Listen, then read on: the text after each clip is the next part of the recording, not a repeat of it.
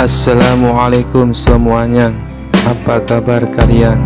Semoga dalam keadaan sehat dan dilancarkan rezekinya oleh Allah. Amin ya robbal alamin.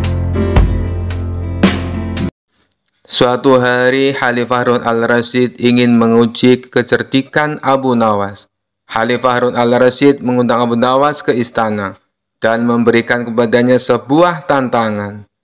Abu Nawas, aku ingin kamu membawa sesuatu yang bisa membuat aku senang saat aku sedih dan membuat aku sedih saat aku senang.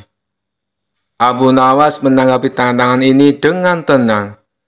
Dia berpikir sejenak, lalu pergi dari istana untuk mempersiapkan jawabannya. Keesokan harinya, Abu Nawas kembali ke istana dengan membawa sebuah bingkai cermin kecil. Khalifah Harun al-Rasyid bingung melihat benda yang dibawa oleh Abu Nawas. "Apa ini, Abu Nawas?" tanya Baginda Raja. "Inilah jawabannya, tuanku," jawab Abu Nawas sambil menyerahkan cermin kecil itu kepada Khalifah Harun al-Rasyid.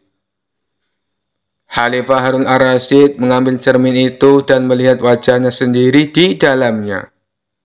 Abu Nawas lalu menjelaskan, "Ketika tuanku merasa sedih, lihatlah ke dalam cermin ini, dan tuanku akan melihat betapa berharganya diri tuanku, yang akan membuat tuanku merasa senang," kata Abu Nawas. "Namun ketika tuanku merasa senang, lihatlah lagi ke dalam cermin ini, dan tuanku akan disadarkan bahwa tak peduli seberapa bahagia tuanku, akhirnya tuanku tetap manusia biasa," kata Abu Nawas lagi.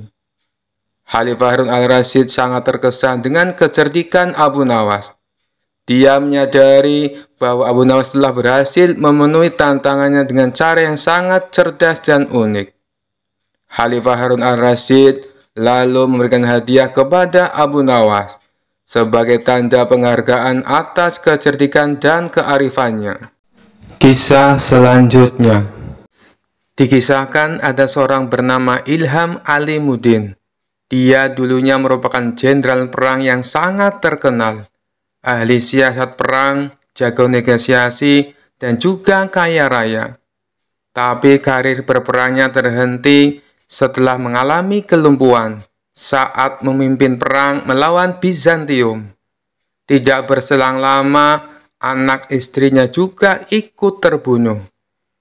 Ia pun akhirnya memilih untuk pensiun menjadi tentara. Sang jenderal ini hidup sendirian dengan kekayaannya yang berlimpah. Meskipun sudah tua dan menderita kelumpuhan, naluri menantang orang masih melekat dalam diri sang jenderal. Tapi kali ini bukan menantang adu kekuatan fisik, melainkan adu kekuatan pikiran. Tampaknya ia bukan hanya ingin dikenal sebagai jenderal perang, tetapi ia juga ingin dikenal sebagai tokoh paling cerdik dan pandai di kota Baghdad. Untuk itulah, dia tak segan-segan memberikan banyak hadiah bagi siapa saja yang bisa menjawab teka-tekinya. Sampai hari ini, sudah 100 orang yang lebih yang dia tantang. Namun tak satu pun dari mereka yang berhasil mengalahkannya. Total pertanyaan yang diajukan jenderal ada 3. Tapi yang unik dari permainan ini, apabila berhasil menjawab soal pertama dan kedua, tetapi gagal menjawab pertanyaan ketiga, maka semua hadiahnya menjadi gugur. Hal inilah yang membuat orang-orang kesal dengan sang jenderal. "Aku kesal dengan sang jenderal yang lumpuh itu," kata seseorang kepada kawannya. "Pertanyaan pertama dan kedua berhasil aku jawab dengan benar. Tapi pas pertanyaan ketiga, dia tanya, 'Siapakah malaikat yang menyiksa manusia?' Langsung saja aku jawab malaikat Malik. Dia bilang jawabanku itu katanya salah." "Loh, bukannya jawabanmu itu benar?" tanya kawannya heran. Kamu juga salah. Aku kira kamu pintar. Yang benar itu malaikat Zabaniyah. Malaikat-malaikat hanya penjaga neraka, timpal orang tersebut kepada kawannya. Suatu hari datanglah seorang pemuda ke rumah sang jenderal. Pemuda ini sangat terkenal pandai dan cerdik di kotanya. Ia menerima tantangan sang jenderal untuk menjawab teka-tekinya. Namun seperti tamu-tamu yang lainnya, pemuda itu gagal mengalahkan sang jenderal. Karena kesal dan kecewa, pemuda itu pun berkata, "Wahai jenderal, apakah Tuan berani menantang Abu Nawas?" "Wah, ide bagus itu. Sampaikan kepada Abu Nawas, saya menantang dia." Maka pergilah pemuda itu ke rumah Abu Nawas dan menyampaikan tantangan debat dari sang jenderal. Sementara sang jenderal menyiapkan materi yang lain dari biasanya. Bisa dibilang kali ini teka-tekinya sangat sulit dipecahkan.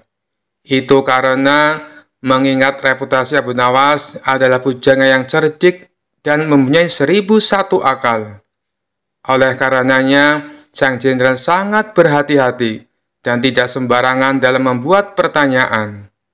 Esok harinya, datanglah Abu Nawas ke rumah sang jenderal. "Silakan masuk Abu Nawas," sambut sang jenderal kepada Abu Nawas. Ternyata sang jenderal telah menyiapkan hidangan untuk tamu istimewanya itu.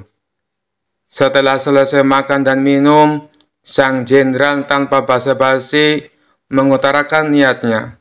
"Begini Abu Nawas, saya ada 3 pertanyaan untuk kamu.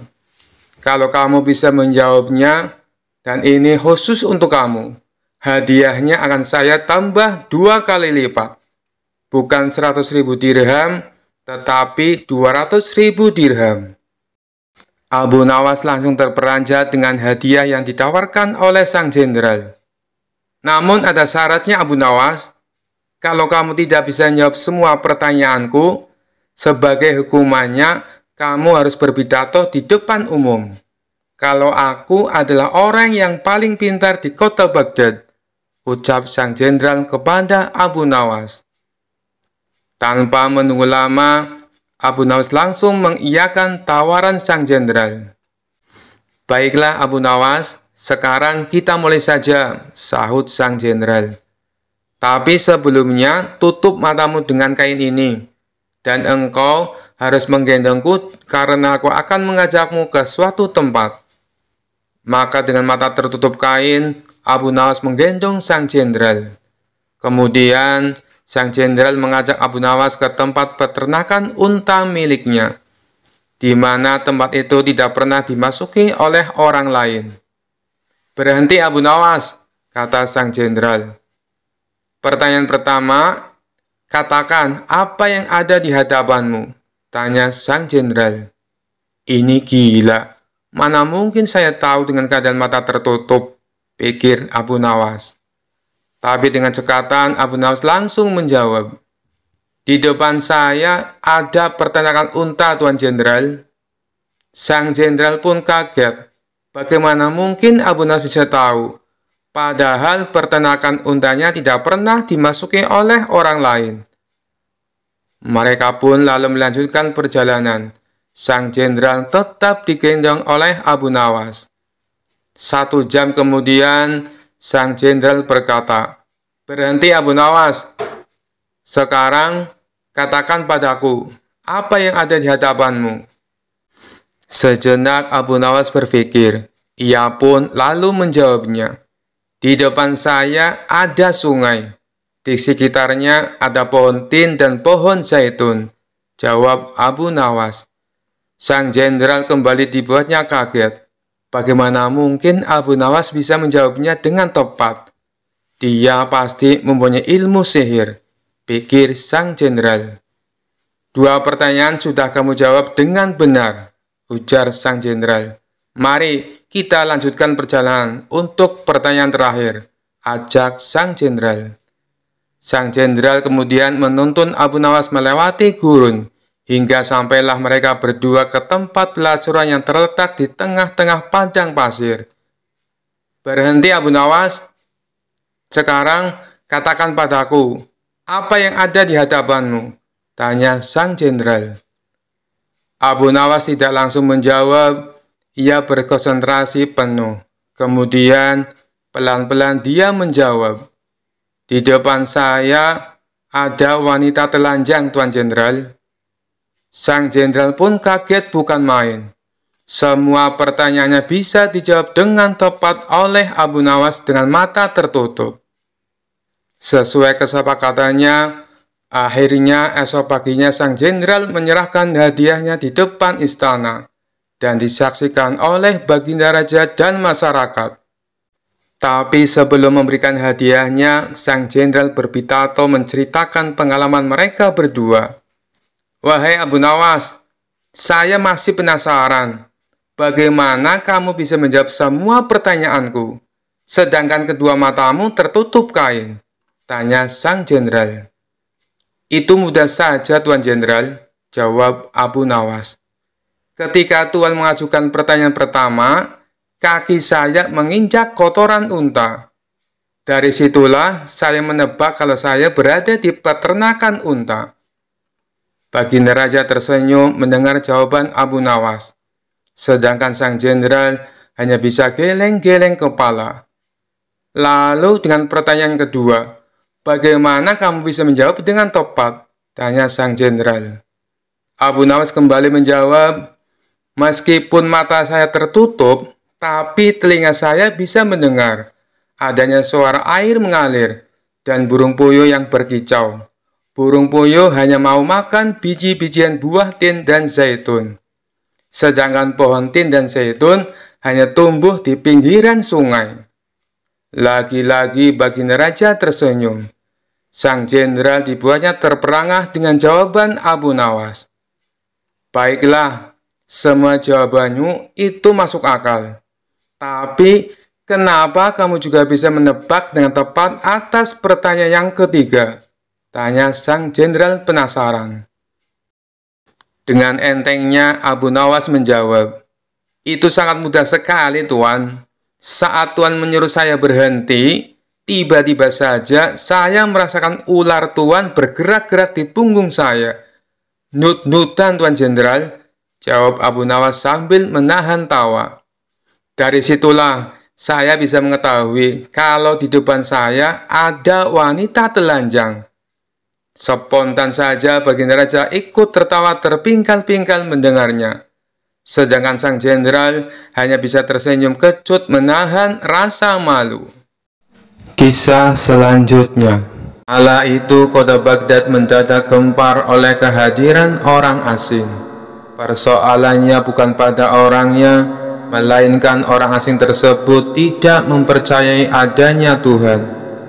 Bukan hanya itu, ia juga menantang orang-orang muslim berdebat mengenai adanya Tuhan. Kabar ini pun sampai ke telinga Baginda Raja. Karena dianggap bikin resah masyarakat, orang asing ini lalu dipanggil ke istana. "Apa tujuanmu membuat onar di negeri kami?" tanya Baginda Raja. Orang asing ini menjawab, "Untuk apa mengaku bertuhan kalau tidak bisa menjawab pertanyaanku?" Kemudian Baginda Raja bertanya kembali, "Apakah kamu tidak percaya adanya Tuhan?" Dengan tegas orang itu menjawab, "Tentu saja saya tidak percaya adanya Tuhan, dan saya juga tidak percaya adanya akhirat." Mendengar itu Baginda Raja sempat terkejut. "Tapi saya dan rakyatku percaya adanya Tuhan. Berarti keyakinan kita berbeda. Jadi jangan ganggu rakyatku," tegas Baginda Raja. "Kalau Paduka Raja percaya adanya Tuhan, bisakah Paduka menjawab 3 pertanyaanku?" tanya orang asing tersebut. "Silahkan," balas Baginda Raja.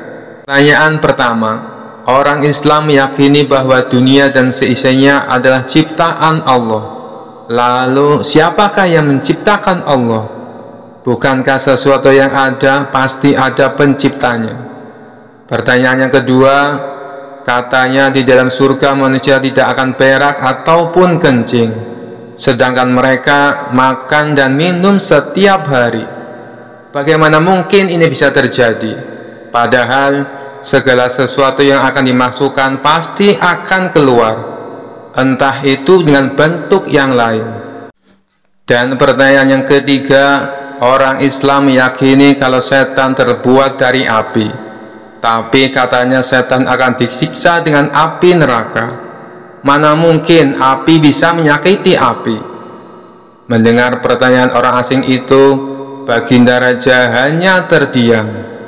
Bisa saja ia menjawab berdasarkan hadis dan Al-Quran, tapi karena yang dihadapi adalah orang yang tidak percaya Tuhan, maka dijawabnya harus dengan logika.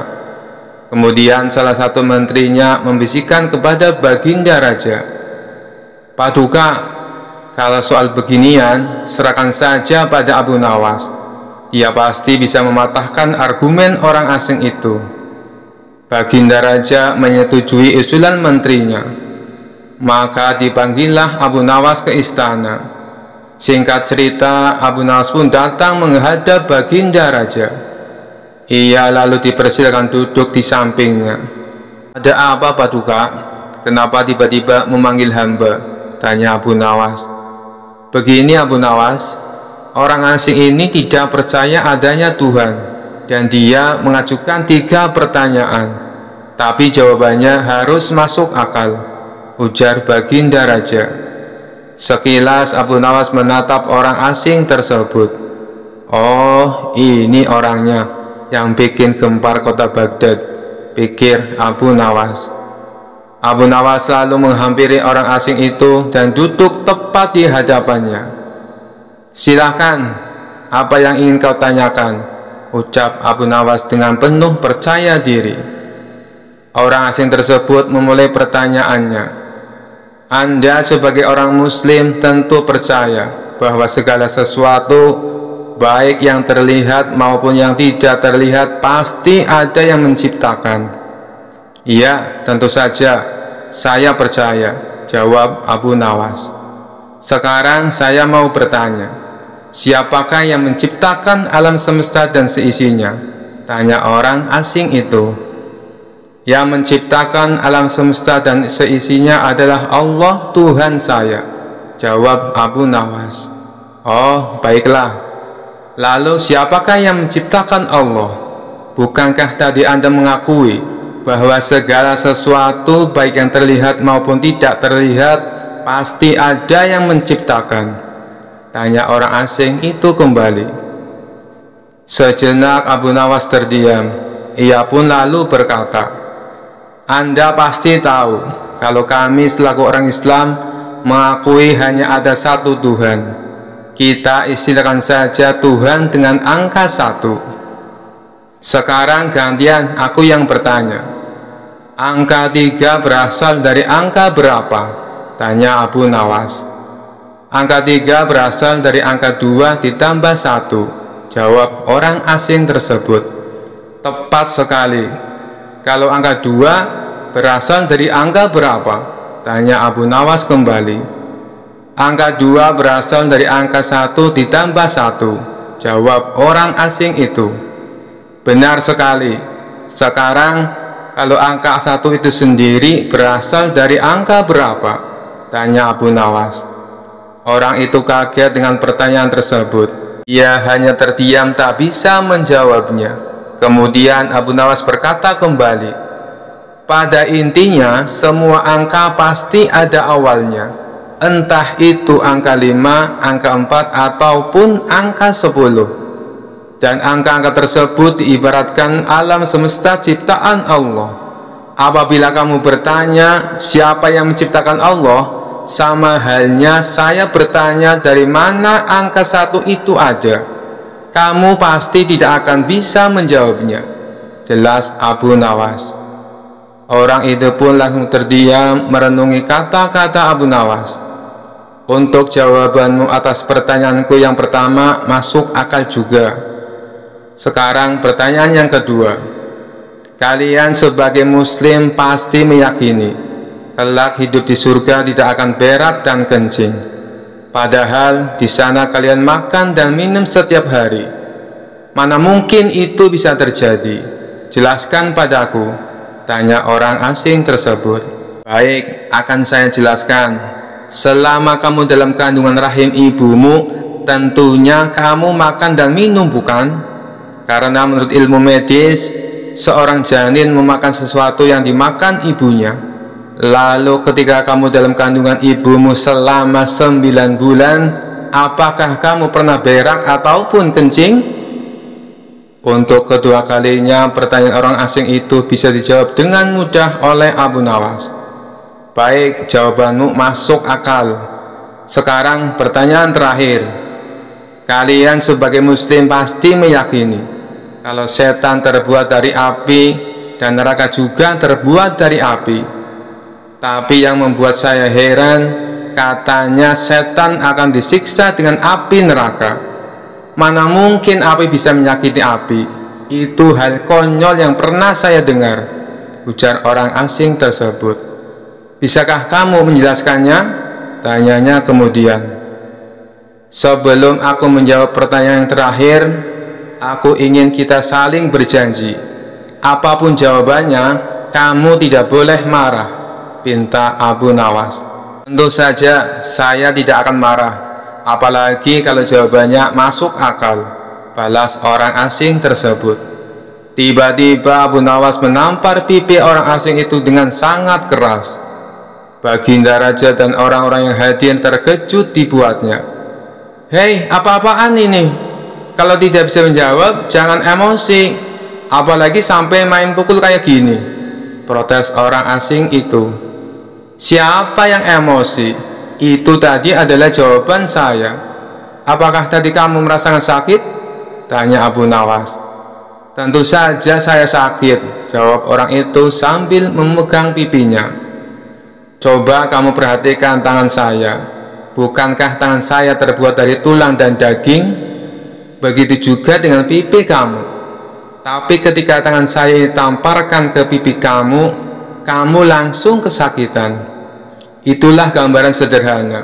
Kalau api neraka bisa menyakiti setan, setan pasti akan merasa kesakitan, meskipun ia sama-sama terbuat dari api, kata Abu Nawas menjelaskan. Orang tersebut lalu terdiam. Ia tak bisa membantah argumen Abu Nawas.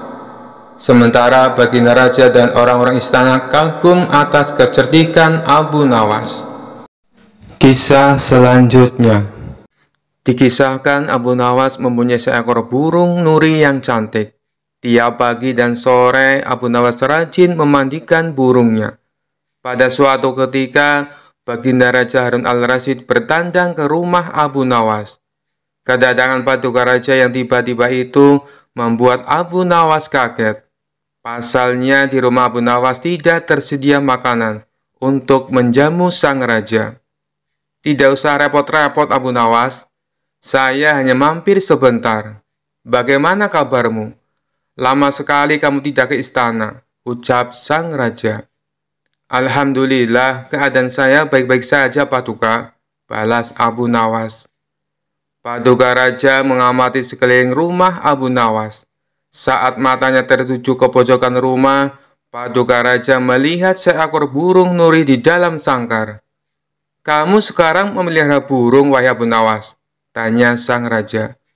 Betul sekali, paduka yang mulia, jawab Abu Nawas. Sang raja kembali berkata, burung kamu bagus, bulunya juga indah. Saya suka sekali melihatnya. Kalau kamu berniat menjualnya, jangan dia tawarkan kepada orang lain. Tawarkan saja kepadaku. Berapapun harganya, pasti aku akan membayarnya. Abu Nawas tidak menjawab, ia hanya menganggukkan kepalanya. Tapi dalam hati Abu Nawas berkata, mana mungkin aku menjual burung yang tidak berharga ini kepada Baginda Raja. Keesokan paginya, Abu Nawas datang ke istana. Dia datang dengan membawa burung nuri yang diinginkan Baginda Raja. Abu Nawas tidak ingin menjualnya. Dia ingin memberikan cuma-cuma kepada Baginda Raja. Tapi di pintu gerbang istana, dua orang pengawal menahannya.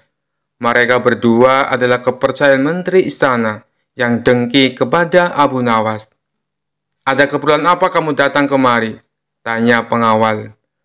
Abu Nawas menjawab, tempo hari Paduka Raja datang ke rumah saya dan menyukai burung saya. Oleh sebab itu, saya ingin memberikan burung ini kepada Paduka Raja. Salah seorang pengawal berkata, tinggalkan saja burung jelek itu di sini. Biar aku yang menyerahkan kepada Paduka Raja. Abu Nawas pun menurut. Dalam situasi seperti ini, ia tidak mungkin melawan. Tapi suatu saat mereka pasti akan mendapatkan balasannya.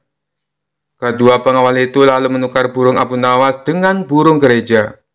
Setelah itu diserahkan kepada Paduka Raja.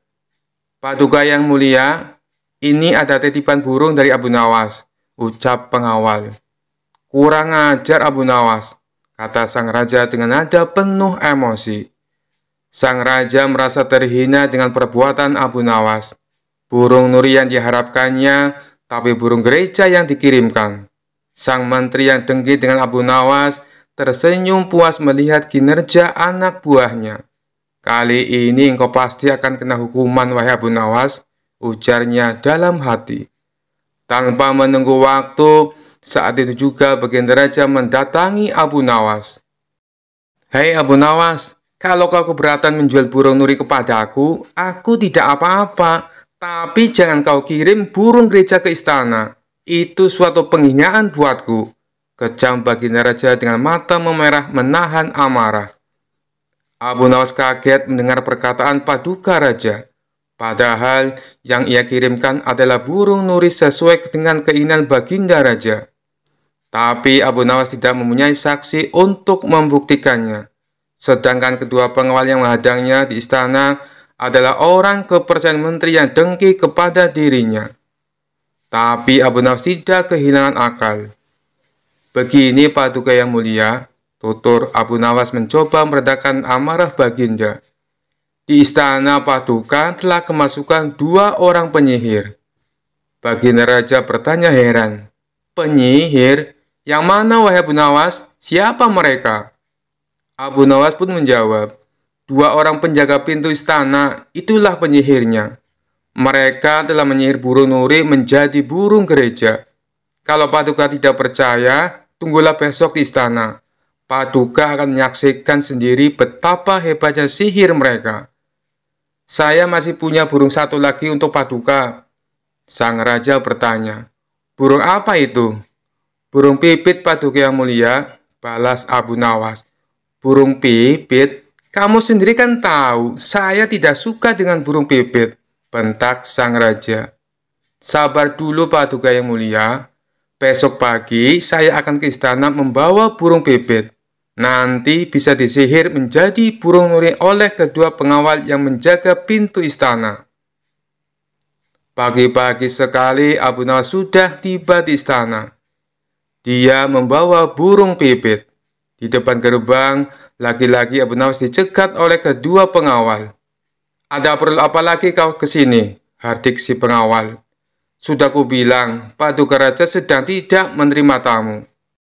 Abu Nawas pun menjawab, maaf, kemarin aku keliru. Aku sebenarnya ingin memberikan burung pipit ini kepada Paduka, tapi aku keliru mengambilnya. Paduka pasti marah-marah mendapat kiriman burung nuri tersebut.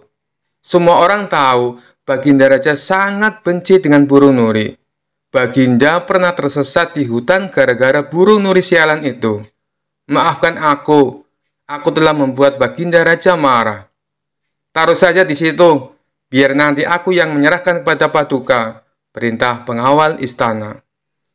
Terpengaruh bujukan Abu Nawas, kedua kaki tangan sang menteri itu pun menukar burung pipit dengan burung nuri. Setelah itu mereka menyerahkannya kepada Baginda Raja.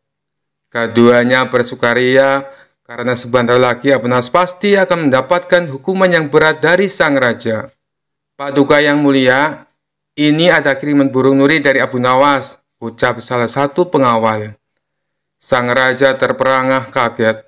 Ternyata benar apa yang dikatakan Abu Nawas. Kedua pengawal ini bisa menyihir alias menggelapkan barang yang bukan haknya.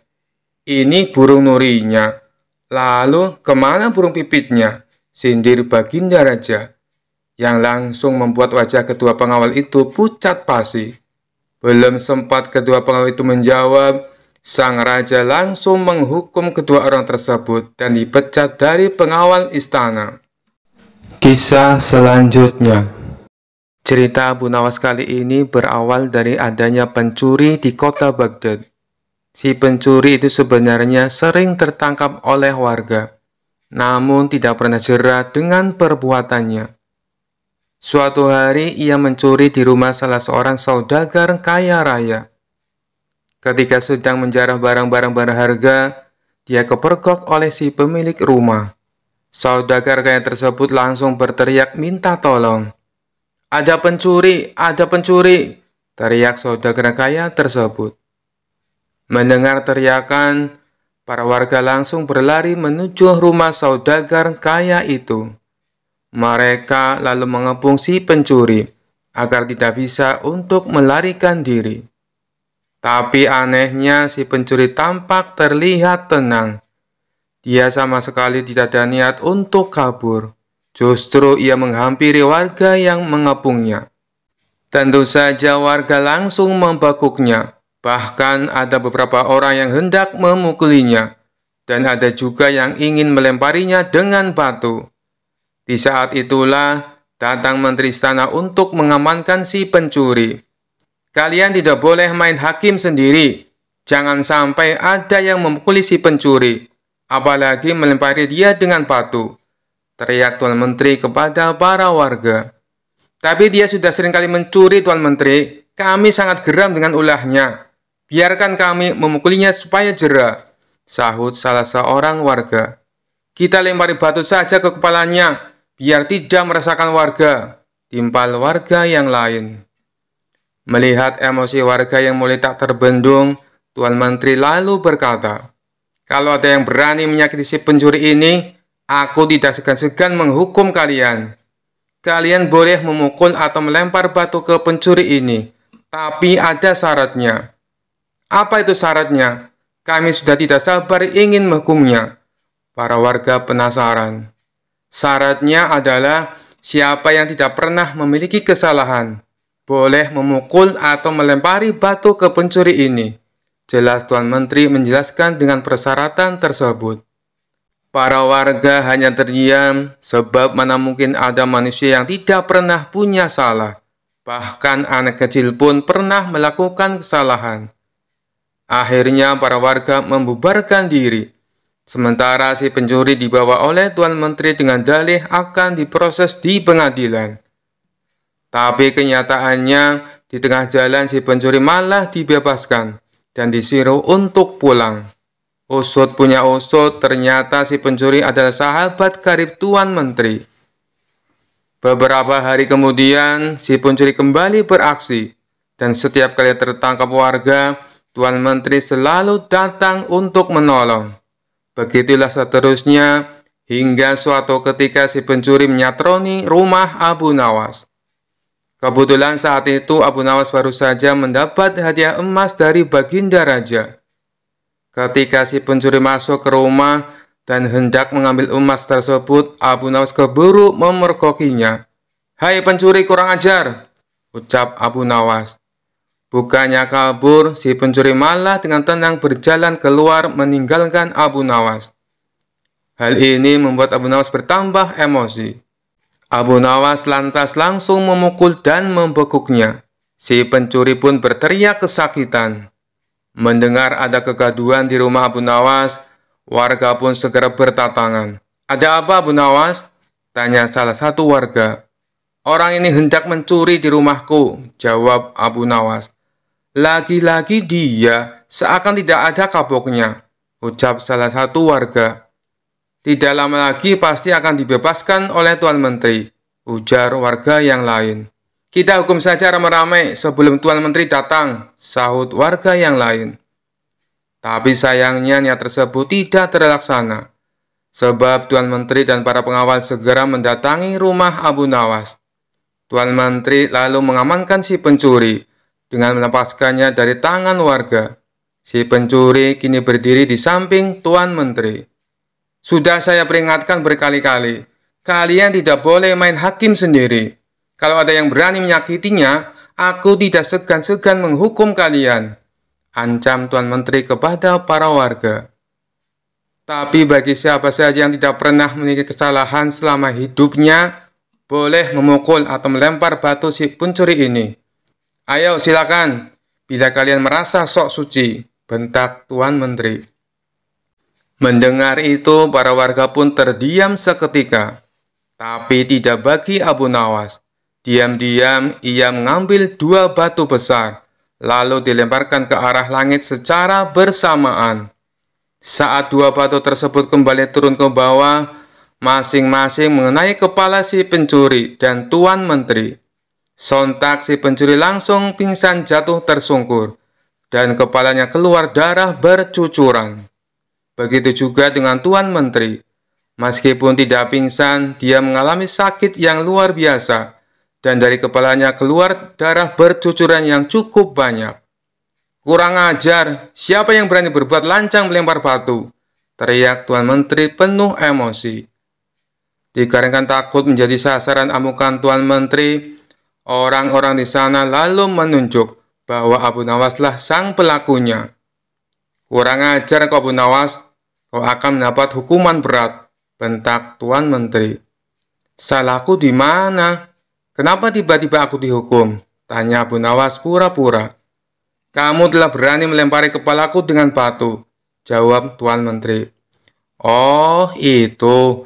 Bukankah tadi Tuan Menteri mengatakan sendiri, siapa saja yang tidak pernah bersalah selama hidupnya boleh melempari si pencuri dengan batu, balas Abu Nawas. Jadi kau merasa kalau kamu tidak pernah berbuat salah? Jangan sok suci kamu Abu Nawas, hardik Tuan Menteri.